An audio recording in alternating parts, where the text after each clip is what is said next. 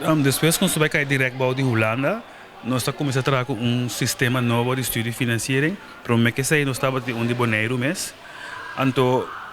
também nós estamos trabalhando com o sistema de estudo financeiro de Holanda mês, que é um duo. De bem que tem três diferentes sistemas. Então, botar em aba, ora botar que paga back, então hope bia botar que contra quase não que paga back, botar pagando 100, pero bom, nós está uma botar pagando. Segundo hope estudante of devedor, nós temos assim na hora aqui, que a estudo financeiro, tá querendo que não por pagar montante e tá cobertura e financiamento não que não há de passado. E nós que conscientizar o devedor não que no, cada sistema tem sua maneira de pagar back. E três sistemas andam com prometo 10, a França passou de Holanda, nós estava trabalhando é um local a financiar algum estudante, agora nós passa over Cabo de Holanda,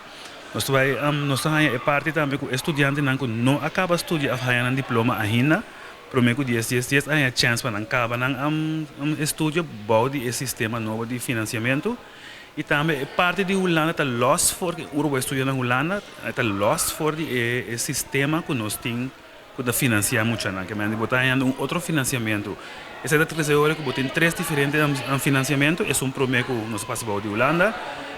situação que nós está atual até agora aqui e agora vou estudar na Holanda botar financiamento que está cai direto de Holanda tour botem que pagar back a parte essa aí nós quer conscientizar esse devedor que eu tenho que tipo de fiança ela assim e quanto tipo de deve é por tem de seu financiamento, de seu estudo, que ora ela vai estudar. Já sabe, nós estamos formando com a maioria estudante que terminar na escola ou não estuda, mas que tem deve de estudo financeiro, passa cerca de nós, na young maneira, entre 10 horas para 2 horas de dia, 10 horas e meia para 2 horas de dia,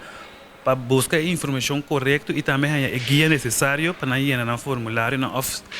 Se quer ter informação correta, que o turno por assim para não por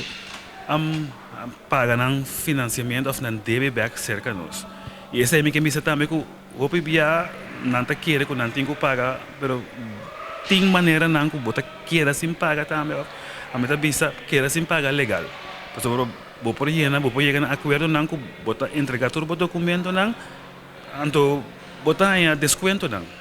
É importante para se botar carta não que vai receber em passado ou botar informação não para nós poder dirigir mais para nós informar mais dirigir sobre portar tem carta que está bisa com tem coisa que não mas paga back off ou tá queira que botar paga montante que portar nota assina ou não tem informação correta